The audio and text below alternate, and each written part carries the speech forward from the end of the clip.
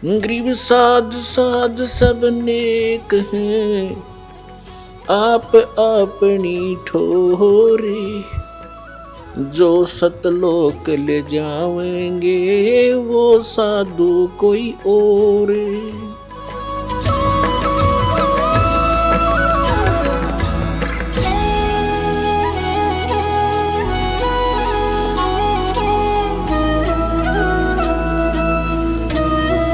एक कागभूषण नाम के, अपने पुराणों में भी इसका प्रमाण आता है, कागभूषण नाम के एक महापुरुष हुए हैं और एक गरुड़ जी जो श्री विष्णु जी के वाहन माने जाते हैं। इन दोनों की एक बार आपस में चर्चा हुई। कागभूषण कैसे हैं, उनका बाकी का शरीर मनुष्य सदृश है, लेकिन चोंच और ऊपर का हिस्सा जो मुंह है वो कौवे का है, उसको कागभूषण कहते हैं। इन दोनों की आपस में एक बार चर्चा हुई। कागभूषण से गरुड़ जी ने पूछा, हे भूषण जी, आपके पास बैठने से मुझे बहुत शांति मिलती है। आपने यानी ये भक्ति विधि और ये अमरत्व, क्योंकि कागभूषण जी की काफ़ी लंबी आयु हो गई है, काफ़ी प्रलय उसके सामने हो चुकी हैं, अभी भी वो विद्यमान है। तो उसके लिए पूछा कि आपको ये कैसे प्राप्त हुई। तब कागभूषण ने कहा कि एक लंबी कहानी है गरुड़ जी। मैं एक बार 20 वर्ष की उम्र थी मेरी, और एक भयंकर अकाल गिर गया। हम भाई बहन थे, मेरे से छोटे मेरे भाई बहन थे। उस अकाल के दौरान वो भूख सहन नहीं कर सके, उनकी मृत्यु होगी। मेरे माता पिता की भी मृत्यु होगी, वो भी भूख सहन नहीं कर सके। मैं युवा था, जिस कारण से मैं उस अकाल को झेल कर माता पिता और परिवार के नाश होने के बाद उस क्षेत्र को छोड़कर मैं अवंतिका नगरी में चला गया। वहाँ अकाल नहीं था। उससे पहले मेरे असंख्य जन्म चले गए, मनुष्य जीवन मैंने बर्बाद कर दिए, कभी मैंने भक्ति नहीं की, क्योंकि वो पिछले जन्म मुझे अब मेरी दिव्य दृष्टि खुल जाने से नजर आ रहे हैं कि पिछले मानव शरीर मैंने कैसे बर्बाद किए थे। तो बता रहा कि पिछले जन्म मैंने बहुत नाश कर दिए, और एक जन्म जो मेरा हुआ, माता पिता मेरे भाई बहन मर गए भूख से तड़प कर। ऐसी खिली फुलवाड़ी थी हमारे घर की, सारे भाई बहन खुशी खुशी रहते थे, और एक वर्ष में ऐसी जुल्म गिर गया, ऐसा कहर टूट गया, हमारा नाश हो गया। मैं सोचने पर विवश हो गया कि ये क्या जीवन है। कल तक हम कैसे खुशी मंगल से रहते थे, प्यार करते थे, कहाँ गए आज मैं टक्कर मार लिया, रो लिया, सारा कुछ कर लिया, वो मिल नहीं रही। ये खाक जीवन है, कहाँ रह रहा हूँ मैं।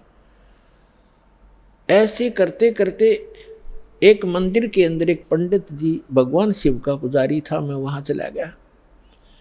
उसको अपना दुख रोया। दयालु था ब्राह्मण, मुझे सीने से लगा और कहा, बेटा यहाँ तो ऐसे ही कहर गिरते हैं, आप भक्ति कर लो, स्वर्ग में चले जाओगे, वहाँ दुख नहीं है। ब्राह्मण को ज्ञान स्वर्ग तक का ही था, और कहा, बेटा तुम दीक्षा ले, गुरु बनाए बगैर मोक्ष नहीं होता। अब कागभूषण बता रहा है कि मेरे इतने पाप थे, पापी के पिछले जन्म जन्म के कभी भक्ति शुरू नहीं करी थी। मेरे अंदर भक्ति प्रवेश करने में 6 महीने लग गए, लगातार संत के साथ रहने में। अब 6 महीने तक मैं मंदिर में रहा, रोज उनकी कथा सुनता, वचन सुनता, पर नाम लेने की इच्छा कभी मैंने व्यक्त नहीं की। गुरुजी कहते, महात्मा जी के बेटा दीक्षा ले ले। मैं कान्ना पे कह टाल जाता, ना हाँ कहता ना कहता। और दीक्षा उसी को प्रफुल्लित होती है जो सब इच्छा से अपनी लगन से प्राप्त करता है। जबरदस्ती दिया हुआ ज्ञान नाम काम नहीं करता है। तो उस पंडित जी ने इसलिए उसको जोर नहीं दिया। 6 महीने के बाद कहता, लगातार सत्संग सुनने के बाद मुझ पापी के कुछ पाप नरम हुए, और तब मैंने दीक्षा प्राप्त की। दीक्षा प्राप्त करके कुछ दिनों के बाद फिर मेरे अंदर एक बकवाद भागी। जो गुरुजी कथा सुनाया करते हो मुझे भी याद होगी। मैं युवा था, गुरुजी वृद्ध हो गए थे, मेरी आवाज़ में कसक थी। जितने भी श्रोता थे अब मेरी तरफ आकर्षित हो गए कि और कहने लगे, हो आप तो गुरुजी से भी बढ़िया ज्ञान सुनाते हो। अपने आत्माओं यहाँ मार खाता प्राणी, इस ज्ञान को सुनकर कोई वक्ता बन बैठेगा, 10 उसके प्रशंसक हो जाएंगे, वो भी अपना नाश जीवन करेगा। अब ज्ञान पुराणों का था, बढ़िया और घटिया क्या हो गया इसमें, गुरु जी से बढ़िया सुनाने लग गया वो। तो यहाँ मार खाते श्रोता भी और भक्त भी मार खाते, मान बढ़ाई छा जाती है, सबसे बड़ी दुश्मन है जीव की। एक दिन मैं बैठा था, कथा कर रहा था, श्रोता बैठे थे, गुरुजी आए मंदिर में अपने घर से। मैंने खड़ा होकर सत्कार नहीं किया क्योंकि मैं अपनी बेइज्जती समझूं था कि खड़ा होऊंगा तो सबका अट्रैक्शन इधर गुरुजी की तरफ हो जाएगा। अब मैंने बैठे बैठे दर्शन कर लिए, ऐसे बस थोड़ा सा नाम मात्र सा सिर झुकाया, खड़ा नहीं हुआ मैं।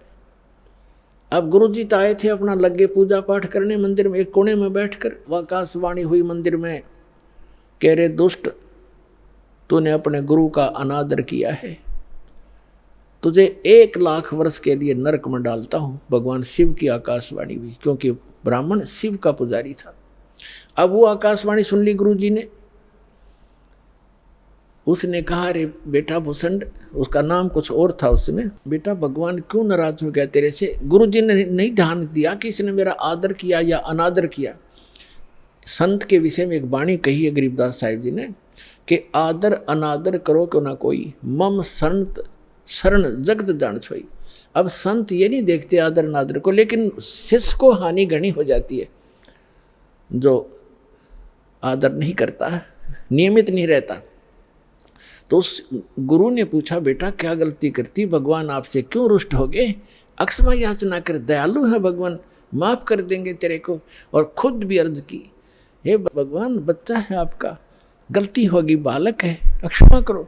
तब उसने आकाशवाणी की फिर दोबारा भगवान शिव ने, जब ये निकम्मा व्यक्ति अपने गुरु का आदर नहीं करता तो मेरा क्या आदर करेगा। गुरु एक रिहर्सल करनी होती है गुरु जी को भगवान की तरह मानकर, क्योंकि हम जैसा व्यवहार गुरु जी के यहाँ कर रहे हैं तो परमात्मा इस रूप में आपको वहाँ ऊपर जा कर के आपकी परीक्षा लेगा। एक स्थान है मानसरोवर पर, तो वहाँ जो जैसा भाव आपका यहाँ वैसा वहाँ होगा, जैसे सोपन में होता है। तो वहाँ से वापस आने के बाद फिर आप बहुत युगों तक वहाँ नहीं जा पाओगे। इसलिए एट प्रेजेंट आपने गुरु जी के साथ ऐसा व्यवहार करना चाहिए, ऐसा बोलना चाहिए जैसे हम भगवान से कर रहे हों। तो इस प्रकार ना करने से तब उसने कहा कि इसने आपका अनादर किया, आपका नहीं मेरा अनादर किया, इसको 1 लाख वर्ष तक नरक में डालूंगा। फिर काफ़ी समय तक हाथ जोड़े रहा ब्राह्मण, आपका बच्चा है, बख्श दो दाता, बालक है, गलती होगी, अरे तो भी मांग माफ़ी बच्चे, माफी मांग। लेकिन फिर आकाशवाणी हुई कि मेरा वचन ना खाली जाई, यम के लोग चलो रे भाई। अब काकभूषण कहता है कि मेरी मृत्यु होगी, मैं नरक में डाल दिया गया 1 लाख वर्ष तक। लेकिन थोड़ी बहुत जो कलम चढ़ी थी, थोड़ी बहुत भक्ति प्रारंभ की थी प्राथमिक, उसका लाभ मिला। अगले जन्म में मुझे मनुष्य जीवन मिला, 1 लाख वर्ष नरक भोग गए। मनुष्य जीवन मिला तो मैंने एक लोमस ऋषि के साथ वाद विवाद कर दिया, उसने मुझे श्राप दे दिया, अरे चंडाल तो चंडाल के घर जन्म हो तेरा, वाद विवाद करता है। तो काकभूषण कहता है कि गुरु जी मैंने दुख नहीं माना संत के उस कुवचन का, और उसने श्राप दे दिया। मैंने हाथ जोड़कर ये कहा कि हे महर्षि जी, दास पर गलती बन गई, मैं नीच व्यक्ति हूँ, मैं कर्महीन हूँ, तभी तो ऐसी भाषा में आपके सामने बोल गया, मेरा दुर्भाग्य था। एक दया करियो दयालु कि मैं किसी जन्म में से चंडाल का पैदा हूँ, पर आप भगवान की भक्ति ना भूल पड़े, ये दया करते मुझे। तो ये आशीर्वाद दे दिया लोमस ऋषि ने। तो सारी कथा बताता है कि फिर मैं क्या हुआ, एक काग के घर जन्म हुआ मेरा। जैसे ब्रह्मा जी हैं, इनका हंस वाहन है, और हंस के साथ एक हंसनी कंपलसरी होती है। तो ब्रह्मा की जो पत्नी सावित्री है, वो हंसनी जब ऋतु पर आई, यानी गर्भवती होने की स्थिति में आई ऋतु पर, तो काग चंड के पास ले गई, कौवा के देवलोक में। उससे मिलन होने से काकभूषण की उत्पत्ति हुई। शेष शरीर मनुष्य जैसा है, ऊपर का मुंह और चोंच कौवे जैसी है। तो वो अब उसने फिर क्या मिला, जब वो काकभूषण के रूप में जन्मा, तब कहते हैं मुझे जोगजीत नाम के एक महापुरुष आकर मिले। वो परमात्मा जैसे दास ने आप पूरे सत्संग में ये निर्णय किया कि वो परमात्मा स्वयं आकर अच्छी आत्माओं को यथार्थ ज्ञान देता है। तब उसने बताया कि मुझे जोगजीत नाम के एक संत मिले, जिन्होंने मुझे उस परमात्म तत्व का ज्ञान दिया। उन्होंने मुझे ऐसा मंत्र दिया जिससे मेरी यह स्थिति हुई कि मेरा बहुत युगों तक अमर शरीर होगा। अब काकभूषण की भी मृत्यु होगी, क्योंकि अब ये समय है, इस समय में जब काकभूषण का जन्म होता तो मोक्ष हो सके था। अब जो प्रसंग आज का चल रहा है कि 2 प्रकार से मानव शरीर प्राप्त है। आप जो परमात्मा के लिए भटक रहे थे और यहाँ आ गए, आप बहुत पुण्यकर्मी प्राणी हो। पिछले जन्म में भी आप मानव थे और मानव जैसा स्वभाव है। जहाँ कहते हैं लाइन लगा लो, लाइन लगा लेते हो। जहाँ कहते हैं यहाँ ऐसे बैठ जाओ, वहाँ जाओ, ये करवा लो, तो क्योंकि आप सभ्य हो। और ऐसे व्यक्तियों को शीघ्र ही ज्ञान प्राप्त हो जाता है, शीघ्र ही ढल जाते हैं जैसे संत ढालना चाहता है। आपके मैल घड़े नहीं थे, और जो मैला कपड़ा ज़्यादा होता है धोबी को, उसको ज़्यादा प्रयत्न करना पड़ता है, साफ वो भी हो जाएगा।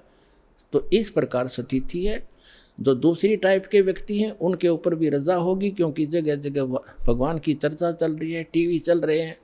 एक ही घर में 4 सदस्य हैं, 3 ने नाम ले लिया, एक सुनता भी नहीं, तो वो मनुष्य योनि से आया हुआ प्राणी नहीं है, को पूर्व संस्कार से जुड़ गया।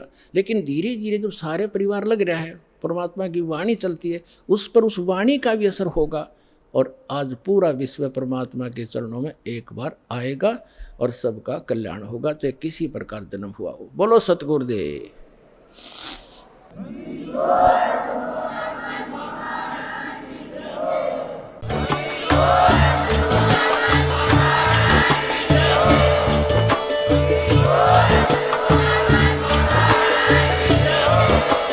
आप सुन रहे थे जगत गुरु तत्वदर्शी संत रामपाल जी महाराज जी के मंगल प्रवचन। अधिक जानकारी के लिए विजिट कीजिए हमारी वेबसाइट www.jagatgururampalji.org। संत रामपाल जी महाराज जी के शुभ आशीर्वाद से पूरे विश्व भर में 500 से भी ज्यादा नाम दीक्षा केंद्र हैं, जिन पर संत रामपाल जी महाराज जी द्वारा ऑनलाइन निशुल्क नाम दीक्षा दी जा रही है। अपने नजदीकी नाम दीक्षा केंद्र का पता करने के लिए संपर्क करें 8222880541।